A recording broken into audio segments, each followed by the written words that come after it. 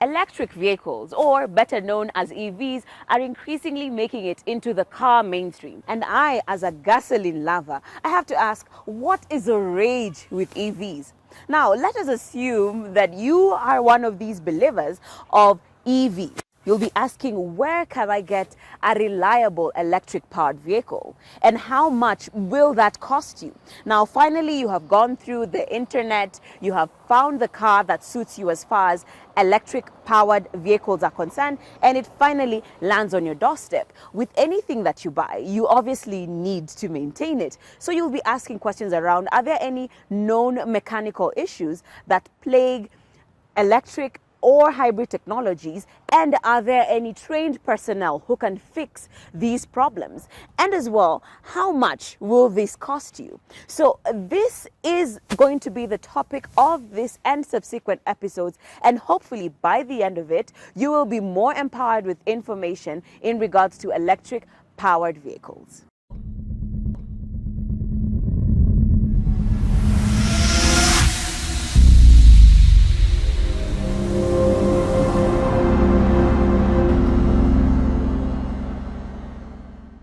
For over a century now, cars have been powered by the mighty internal combustion engine.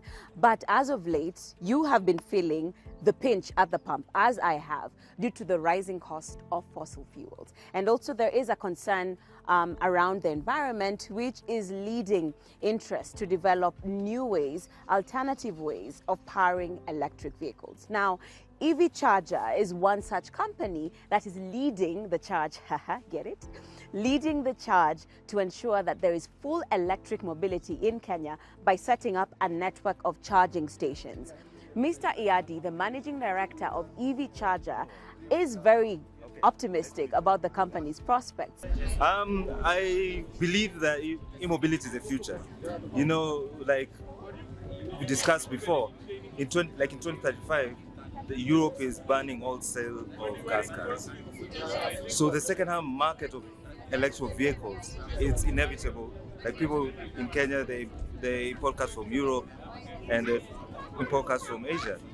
People will have, at some point, will have no choice but to own an EV. And plus, we're a young generation, we're innovative, so I think people are going to lean for mobility just to save money and for a better future for our kids.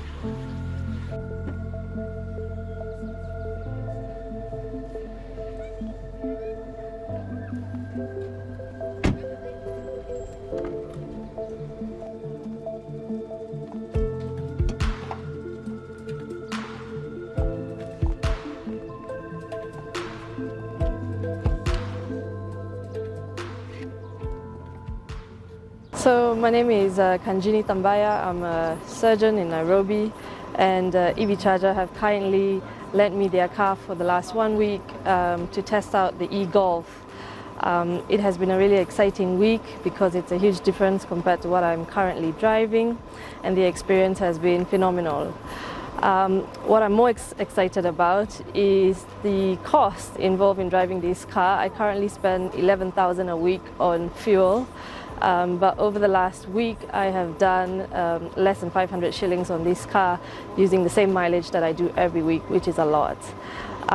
In addition to that, the car is an amazing driving experience. It's extremely quiet, and being an electric car has a lot of fancy appliances or apps that you can program into the car. For example, during the last week, it has been rather hot, and I've been able to cool the car prior to getting into the car, such that when I get in, the temperature is perfect for a good driving experience. It's really quite handy to use in Nairobi. I don't need to charge it anywhere. I plug it in when I get home, drive the car the entire day and plug it back when I get home in the evening again, and it's fully charged. I can foresee that, for example, if you wanted to go for a road trip somewhere, the main challenge that I would foresee is the lack of infrastructure in Kenya. For example, we don't have many public electric vehicle charging sites. So if you wanted to go to a Nakuru, let's say, for the day, you would have to consider where you would want to charge your car outside Nairobi.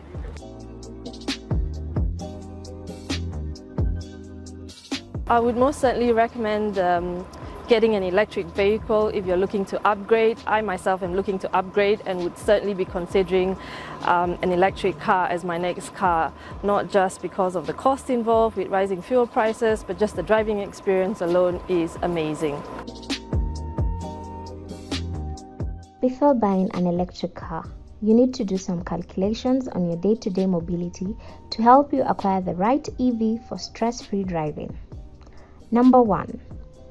Know the average number of kilometers or miles you commute to work and other destinations. This will help you calculate the size of battery ideal for you. Battery size is measured in kilowatt hours, and doing this math will help you know if the electric car has enough range on a full battery without the need for frequent recharging while you're on the road.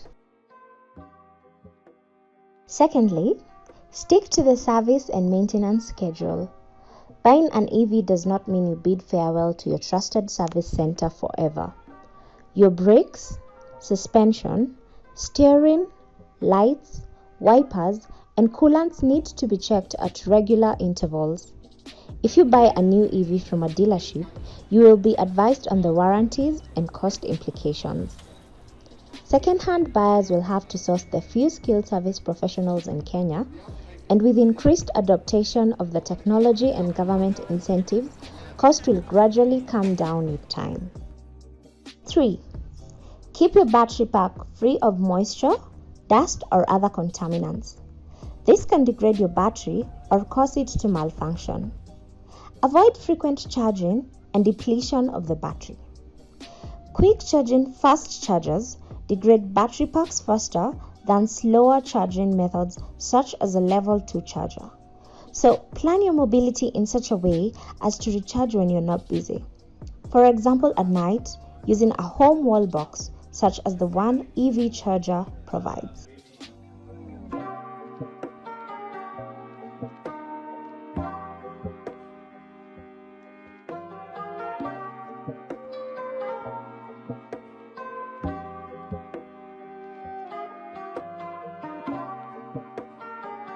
Hi guys, this is your mobility enthusiast, Dave Doe.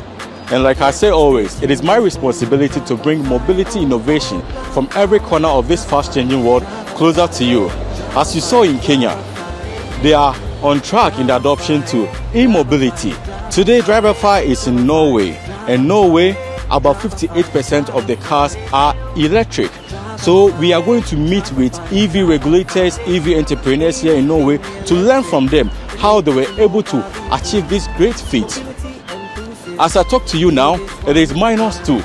Yes, it is very cold. And people also wonder how EV or lithium-ion batteries that are used in EVs are able to thrive in cold temperatures like this. So these are some of the things that we are going to digest as Driverify is here in Norway. Don't forget to subscribe to my YouTube channel and hit the notification button. Ciao.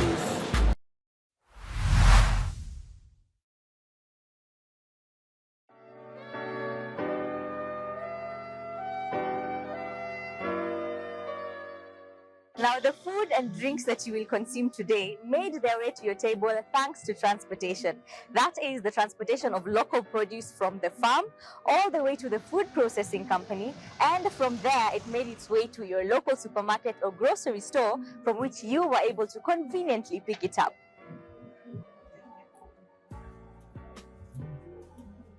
Now, the trucks that transported this produce from all the different levels are powered by diesel. Now that means that the supply chain, which is involved in getting the food all the way to your stomach, at some point used hydrocarbons to power the process.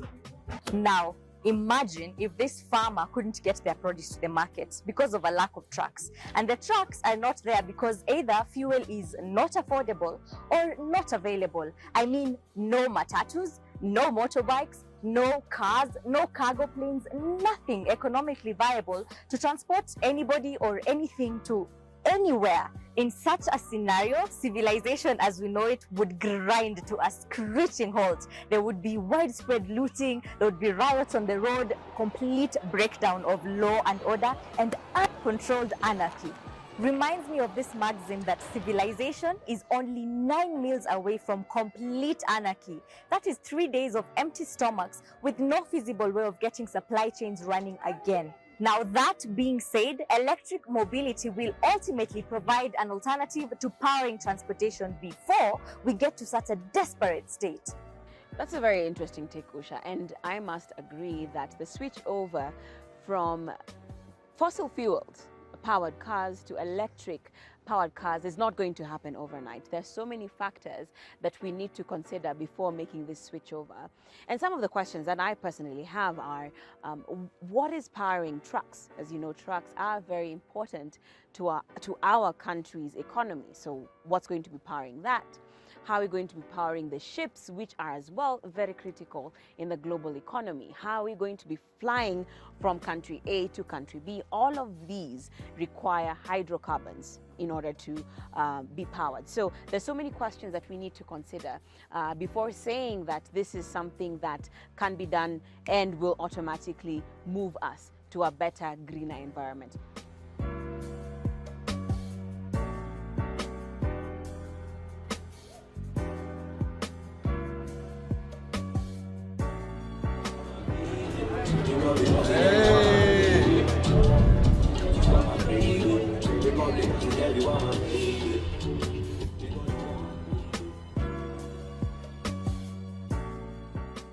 QEV was founded in January 2020, and what we've been doing is piloting. So the journey actually began in 2019, and outside when I met some Indian guys who were exhibiting at Kenyatta Conference Center. So they brought in some bikes, they were looking for local partners. Through a conversation with them, I ended up purchasing a couple of bikes to test, ended up going to India to see their factory and formalize a partnership. But in the course of that, we also learned there's other models because what they had was not suited for Kenya. Okay. So what we did, I went to China, found now the proper border type. We brought those, so those came in December 2019, January 2020, and at the same time that's when we formalized the company. So we spent the whole of 2020 just testing the bike, making sure that it's fit for purpose, who's interested, what are the carrying capacities, the speeds, the distances it can do. And what improvements we can make. The first phase was just testing the bike, seeing how it works. The second phase was actually now having it run with a client and get the daily stresses of what breaks down, what works on an actual commercial basis, or real world scenario. And then now taken all of those, and now we're designing our own bike that will now bring in all the improvements that we've learned over the last 2-3 years. All the improvements that we want to make, all the localizations, and part of that is also taking into account or looking forward is how can we bring local manufacturing of as much of the components here locally. That's a very interesting journey that you've just described. So just building up on that, what do you think is the future for EVs in Kenya and in developing countries like ours? For Africa, we won't start on the luxury end. We'll start on the two-wheelers. That's the lowest hanging fruit, and that's the most common vehicle in Africa. And it's also the vehicle that's actually bought new, zero mileage. Most of the other cars we buy are second-hand imports from Europe, US, and Far East. The two-wheeler space is the one that will grow the most. It's where vehicles are usually maybe about, at the most, 20 to 30% more expensive than a petrol one. But because of a lot of localization, a lot of local companies coming into the market and actually R&D and building the space, you're now starting to see cost parity, where an electric vehicle will only be maybe 10% more expensive than a normal petrol one. So that means even for riders, they can easily switch. So in terms of cost, it's comparable, and then in terms of the savings, you actually make back your money within the first usually 6 to 7 months. And then as more people take on these bikes, the infrastructure is also growing. So those two issues will be solved. How has the uptake been from women in terms of women engineers and also now in terms of purchase? What have you seen in that sector? You tell them your motorcycle company, Yeah. like, do this. Hey, we're gonna go and we're gonna get dirty CG overalls, Yeah. So there's that, I'd say, unglamorous aspect to it, because when they associate that with a petrol motorcycle. Yes. When you say you're in the motorcycle sector, Yes. and that whole, getting dirty and oil. So, but the mechanical bits one, there's less oil, there's less of those dirty work, not as much as with a petrol bike. And then there's also on the electronic side, that's a space that a lot of women can come into. It's very similar to your software development, because there's a lot of that's needed on the EV side, especially on the hardware side as well. There's a lot of space for developing PCBs, developing circuits. So that's something that you don't have to get your hands dirty. You can still be sitting behind a laptop or computer and designing all of that, and then seeing how it works when you put it on the hardware.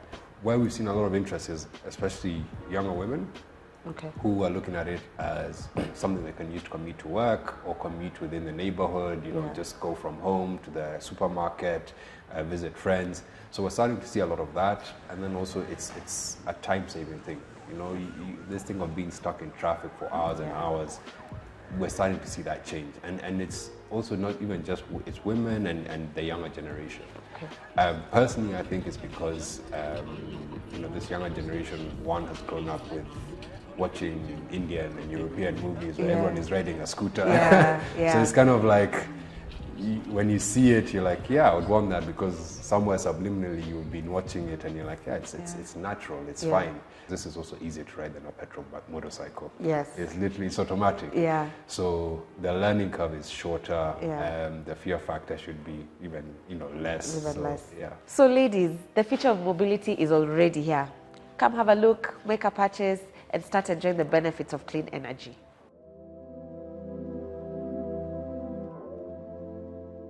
This is our test bench. This is where we do our testings of the controller and the motor.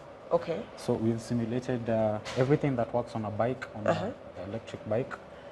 We put it on a table. Okay. Yeah, so it's easy for me to explain to you. Yeah. So this is a steering bar. And, it's there? The steering bar. Steering bar, Yeah, sure. this is the steering bar. This is our battery. Okay. This is our battery. We use lithium-ion batteries. Okay. Yeah, this is our motor. Okay. We're using a QS motor. It's one of the best motors in the market. Okay. Yeah. And this is our controller. We're using for driver controller. It's also one of the best in the market. Okay. So what happens is power comes from the battery. Sure. It goes to the controller. The controller. Then the controller now distributes power to the whole of the bike. Okay. Yeah. So from the controller you can decide to set whatever settings you want. The speed, the torque required. Yes. As desired by the customer. Okay. And these are just the electric components. This is a horn. This is a kill switch. A kill switch. It's just for safety measures. Yes. So that if there's an overcurrent from the battery, it won't damage the components of the bike. The components. Okay. Yeah. So I can show you how it works. Yes. You can just come here and see this. So if I turn this on, we have a very nice display over here. And this works as a normal throttle for the motorbike. Okay. As the conventional ones. Yes. This is a brake. Oh. This is a brake. When you do that, it lights up. Yes. This indicates to the other driver that you're braking. Yes. And also the front brake does the same. Okay. So if you do a throttle, the wheel starts moving. Ah, you see that? Nice. The wheel is moving. Huh? Yes. So that's the throttle now. Yeah, that's the throttle. Okay. It has different gears. Now this is gear number 3. Notice it's moving at a very high speed. Yes. And the display will also show you the kilometers you're going per hour. Yes. So that is 88 kilometers per hour.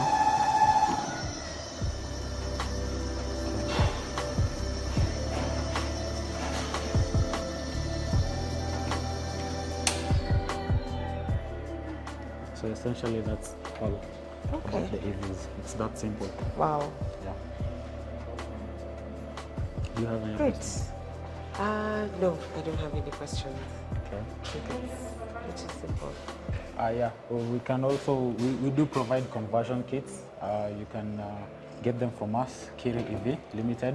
What's a conversion kit? A conversion kit is the components you need to convert a normal petrol bike into an electrical vehicle or an electrical bike. Right. Yeah. Okay. So for that, you need a motor. You'll need this motor. This is called a hub motor. It usually goes at the rear wheel. Okay. And you need a battery. Okay. The best batteries you need will be lithium-ion batteries, Okay. because they store more power. Yes. And they can be able to be recharged. All right. Okay. Yeah, you also need a controller. Yeah. This is a chopper, a Okay. DC chopper. Okay. And you need this kill switch, a DC kill switch. Yes. Yeah. But essentially, that's all you need, and a new wire harness Yeah. for connecting the components so that they can work. Okay. So if I bring my petrol bike to you guys, you guys can convert it into an Yes, electric we bike. can convert it to an electric bike. Okay. Yeah. How much would that cost, roughly? Okay. The cost of converting a bike would be roughly 100K. Okay. It's actually cheaper buying an EV An EV bike rather than than converting. converting. Okay. Yeah. Because when you buy an EV bike, the frame comes already meant for an EV bike, because the frame is much heavier. Yes. Because the components are less in an EV bike rather than the conventional bikes. Yes. So the material used on the conventional bikes is usually much lighter, because it also houses the engine, which is heavier on the bike. Okay. So to compensate for that, we usually use a different type of material for the frames for the EV. So it's much advisable to just get a new EV instead of doing conversion. But if you're willing to do a conversion, we can also offer that. Okay. Yeah. In terms of maintenance costs, what does that look like for this bike? Okay. Most of the failure points that we get are normally the rear brakes, because that's what a lot of drivers or riders use. Okay. Yeah, so replacing the pads is relatively cheap.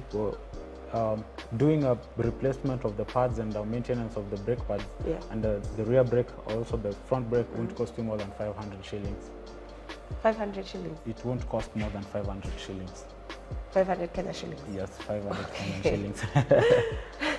Yeah, it's so cheaper. Yeah. Yeah, you can charge the bike from your house, or you can just check out the battery and go to your house with it and charge it there.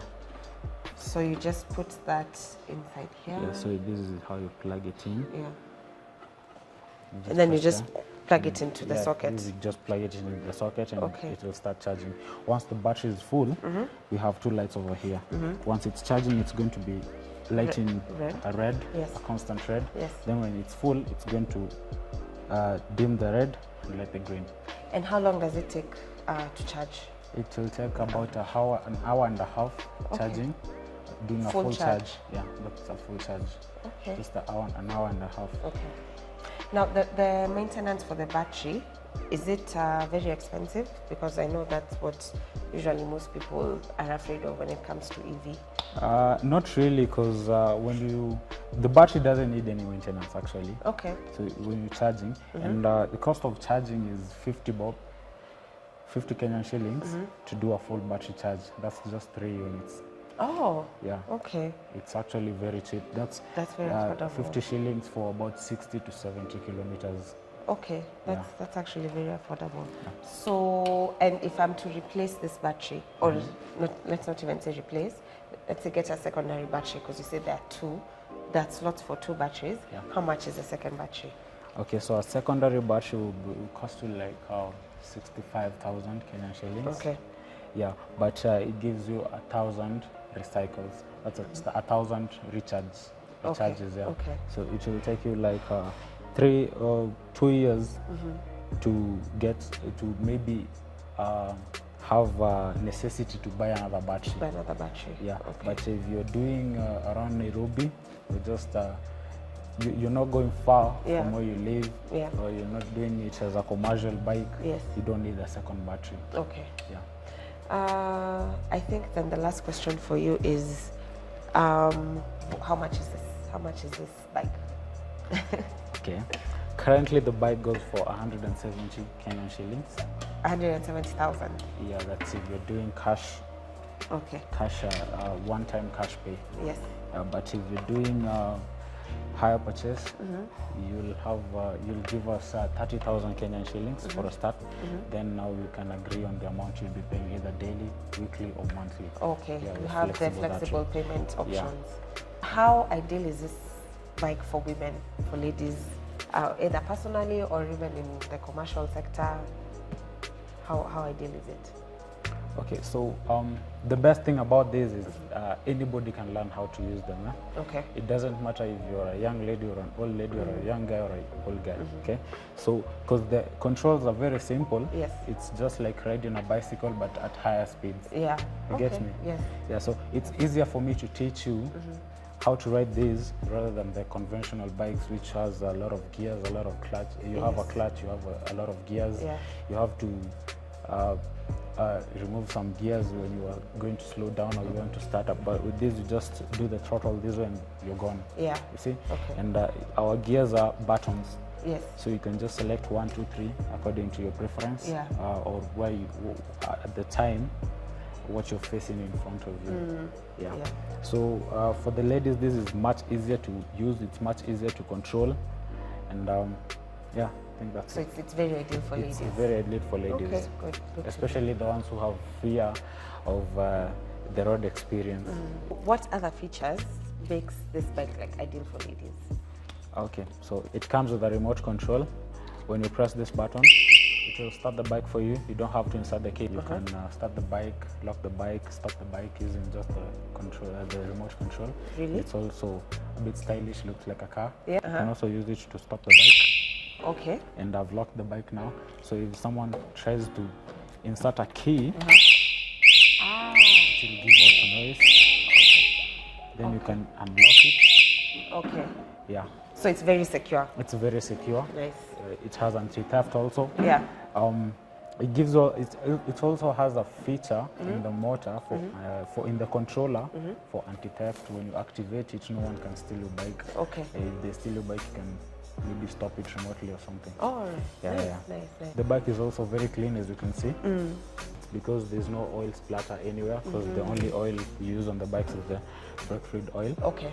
And the shock oil, which doesn't leak or something. Yeah. And the grease points are just the steering wheel. Yeah. The steering wheel. Yeah. Yeah. And that is done by the mechanics. So you won't have to suffer wiping off oil excess spills, grease. Yeah. Dirtifying your clothes. Yeah. Okay. It's a very clean, very low maintenance. Yes. Very quiet, very easy to use electronic bike. It's like a bicycle on steroids. So there's no mess of motor oil. Yeah, there's no mess of motor oil. There's no changing motor oil. It's very cheap also doing the maintenance, because you'll only do the changing the brake fluids only. Okay. That's the only fluids you're going to be using on the bikes. Okay. Yeah. Great. So having had all that, let's see how one of us ladies looks on these bikes.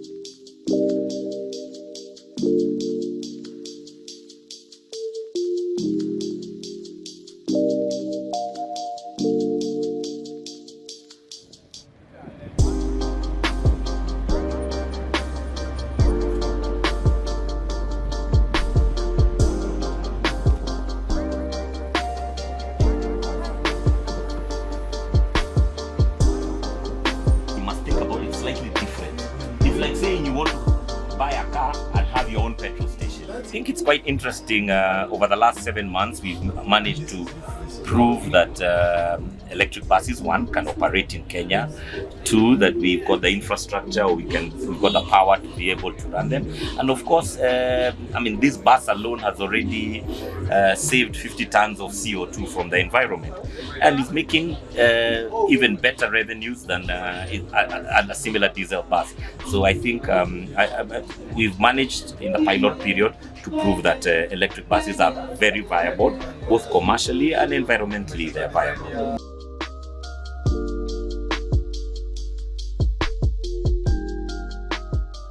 To be kind to them, we hope that they can come on board, and this is a first step to show that there is that e-mobility is beginning to catch the imagination of the public.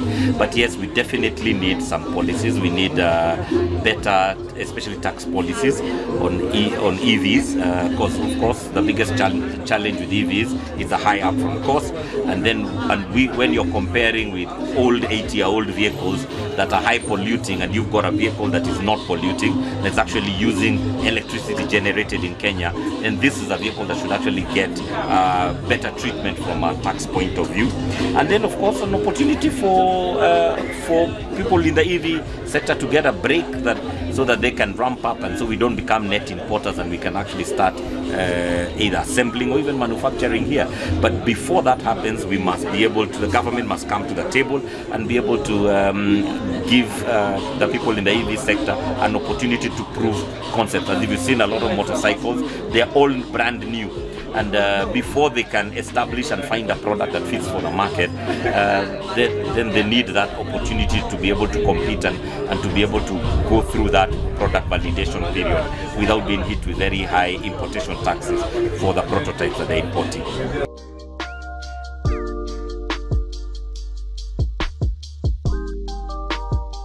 From a point of view is looking from an outsider, it looks very disorganized. But when you actually get to understand these guys, it's very clear who operates where. So, for example, this bus operates with a circle called East Shuttle, and they have a specific route. So they're already operating in that route. Therefore, there's no question of being blocked. The other bus operates with City Hopper, who are an established operator.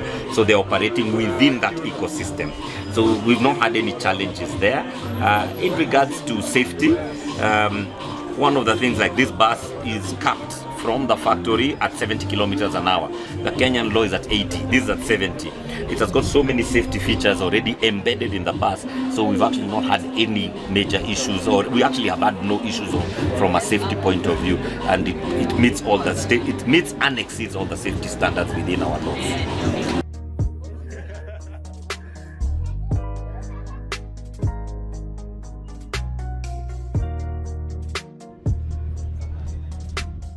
We aim to deliver electric mass transit buses or even smaller buses to ferry people into the deepest places or estates. And 100% electric is what we are called for.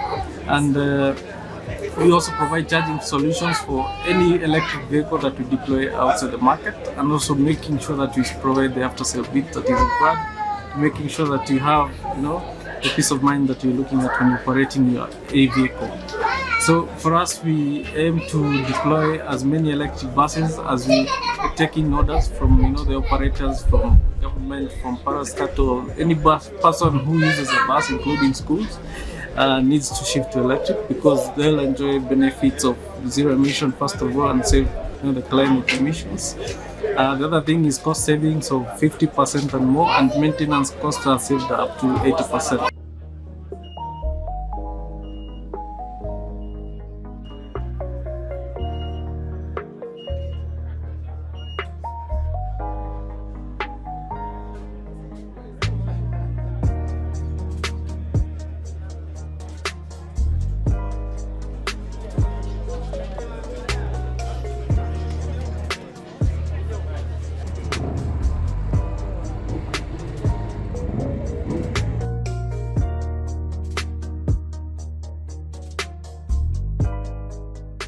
You see the cost of fuel, and I'm telling you for free, the cost of fuel is not likely to go lower any time soon from now. So I see in 10 years, actually let's say 5 years from now, e-mobility will be the thing. It will be the thing that will be ruling. Actually, it will be 98 or 99% of our PSVs, everything that we'll be using will be e-mobility. Just think about it. We could be cruising down the road on our way up to the coast. We got the power. Make the choice, you don't need permission once you already know. Oh, oh. Hey lady, did you ever think that maybe all you ever need was in you? Put the pedal to the metal, show the world that she can drive to the drive-thru. Life's great when I'm with you. Are you ready to chase your dream? The horizon is in the wheel. Full speed ahead, we're ready to chase our dreams. Once the green light says go,